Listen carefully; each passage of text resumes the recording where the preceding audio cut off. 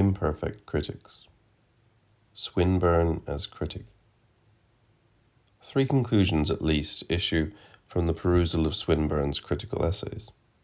Swinburne had mastered his material, was more inward with the Tudor Stuart dramatists than any man of pure letters before or since. He is a more reliable guide to them than Hazlitt, Coleridge, or Lamb, and his perception of relative values is almost always correct. Against these merits we may oppose 2 objections. The style is the prose style of Swinburne, and the content is not, in an exact sense, criticism. The faults of style are, of course, personal. The tumultuous outcry of adjectives, the headstrong rush of undisciplined sentences, are the index to the impatience and perhaps laziness of a disorderly mind. But the style has one positive merit. It allows us to know that Swinburne was writing not to establish a critical reputation, not to instruct a docile public, but as a poet, his notes upon poets whom he admired. And whatever our opinion of Swinburne's verse, the notes upon poets by a poet of Swinburne's dimensions must be read with attention and respect. In saying that Swinburne's essays have the value of notes of an important poet upon important poets, we must place a check upon our expectancy. He read everything, and he read with the single interest in finding literature. The critics of the Romantic period were pioneers, and exhibit the fallibility of discoverers. The selections of Lamb are a successful effort of good taste, but anyone who has referred to them after a thorough reading of any of the poets included must have found that some of the best passages, which must literally have stared Lamb in the face, are omitted, while sometimes others of less value are included. Hazlitt, who committed himself to the judgment that the Maid's Tragedy is one of the poorest of Beaumont and Fletcher's plays, has no connected message to deliver. Coleridge's remarks, too few and scattered, have permanent truth, but on some of the greatest names he passes no remark, and of some of the best plays was perhaps ignorant or ill-informed. But compared with Swinburne, Coleridge writes much more as a poet might be expected to write about poets. Of Massinger's verse, Swinburne says, "It is more serviceable, more businesslike, more eloquently practical, and more rhetorically effusive, but never effusive beyond the bounds of effective rhetoric, than the style of any Shakespearean or of any Jonsonian dramatist." It is impossible to tell whether Webster would have found the style of Massinger more serviceable than his own for the last act of The White Devil, and indeed difficult to decide what serviceable here means. But it is quite clear what Coleridge means when he says that Massinger's style is much more easily constructed than Shakespeare's, and may be more successfully adopted by writers in the present day. Coleridge is writing as a professional with his eye on the technique. I do not know from what writing of Coleridge Swinburne draws the assertion that Massinger often deals in exaggerated passion, but in the essay from which Swinburne quotes elsewhere, Coleridge merely speaks of the unnaturally irrational passions, a phrase much more defensible. Upon the whole, the 2 poets are in harmony upon the subject of Massinger, and although Coleridge has said more in 5 pages, and said it more clearly than Swinburne in 39, the essay of Swinburne is by no means otiose. It is much more stimulating than Coleridge's, and the stimulation is never misleading. With all his superlatives, his judgment, if carefully scrutinized, appears temperate and just. With all his justness of judgment, however, Swinburne is an appreciator and not a critic. In the whole range of literature covered, Swinburne makes hardly more than 2 judgments which can be reversed or even questioned. One, that Lyly is insignificant as a dramatist, and the other, that Shirley was probably unaffected by Webster. The Cardinal is not a cast of the Duchess of Malfi, certainly, but when Shirley wrote, "The mist is risen, and there's none to steer my wandering bark," dies, he was probably affected by, "My soul, like to a ship in a black storm, is driven, I know not whither." Swinburne's judgment is generally sound, his taste sensitive and discriminating, and we cannot say that his thinking is faulty or perverse up to the point at which it is thinking. But Swinburne stops thinking just at the moment when we are most zealous to go on, and this arrest, while it does not vitiate his work, makes it an introduction rather than a statement. We are aware, after the contemporaries of Shakespeare and the age of Shakespeare, and the books on Shakespeare and Jonson, that there is something unsatisfactory in the way in which Swinburne was interested in these people. We suspect that his interest was never articulately formulated in his mind or consciously directed to any purpose.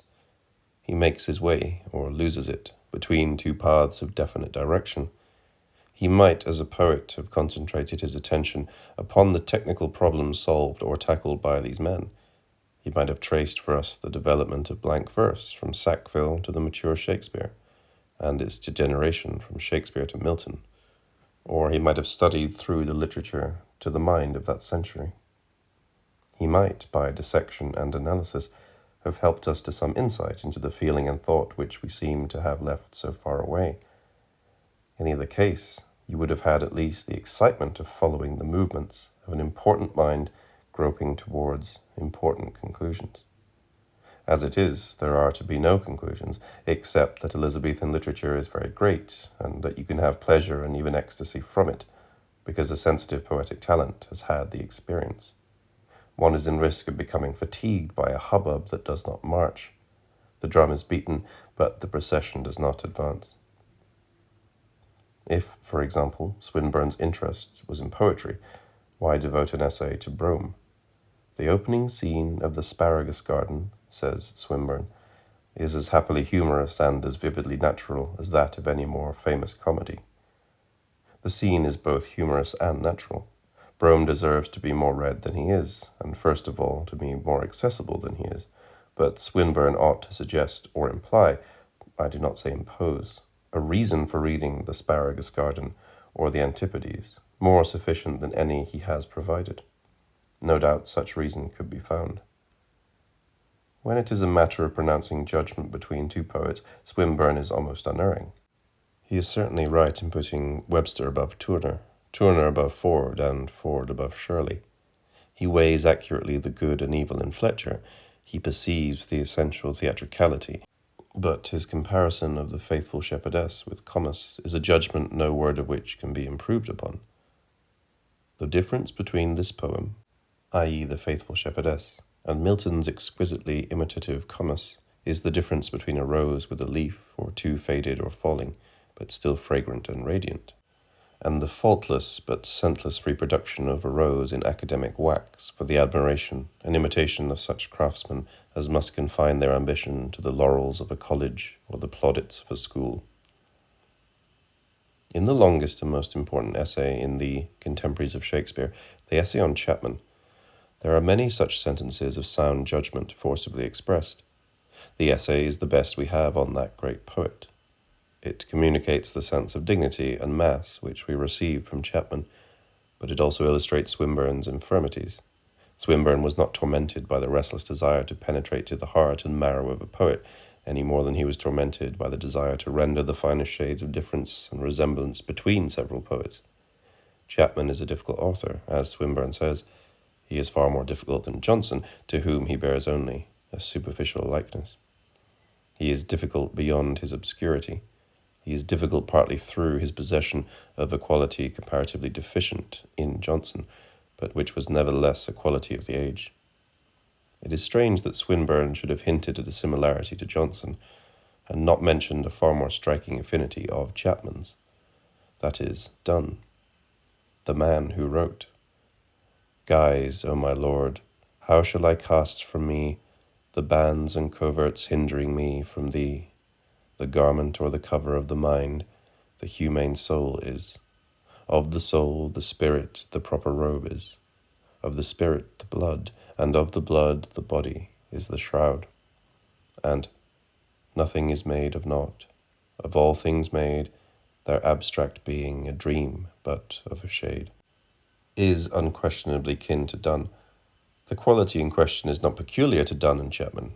In common with the greatest, Marlowe, Webster, Tourneur, and Shakespeare, they had a quality of sensuous thought, or of thinking through the senses, or of the senses thinking, of which the exact formula remains to be defined. If you look for it in Shelley or Beddoes, both of whom in very different ways recaptured something of the Elizabethan inspiration, you will not find it, though you may find other qualities instead. There is a trace of it only in Keats, and derived from a different source in Rossetti. You will not find it in the Duke of Gandia. Swinburne's essay would have been all the better if he had applied himself to the solution of problems like this. He did not apply himself to this sort of problem because this was not the sort of problem that interested him. The author of Swinburne's critical essays is also the author of Swinburne's verse. If you hold the opinion that Swinburne was a very great poet, you can hardly deny him the title of a great critic. There is the same curious mixture of qualities to produce Swinburne's own effect, resulting in the same blur, which only the vigour of the colours fixes. His great merit as a critic is really one which, like many signal virtues, can be stated so simply as to appear flat. It is that he was sufficiently interested in his subject matter and knew quite enough about it. And this is a rare combination in English criticism. Our critics are often interested in extracting something from their subject which is not fairly in it. And it is because this elementary virtue is so rare that Swinburne must take a very respectable place as a critic. Critics are often interested, but not quite in the nominal subject, often in something a little beside the point. They are often learned, but not quite to the point either. Swinburne knew some of the plays almost by heart. Can this particular virtue at which we have glanced be attributed to Walter Pater, or to Professor Bradley, or to Swinburne's editor?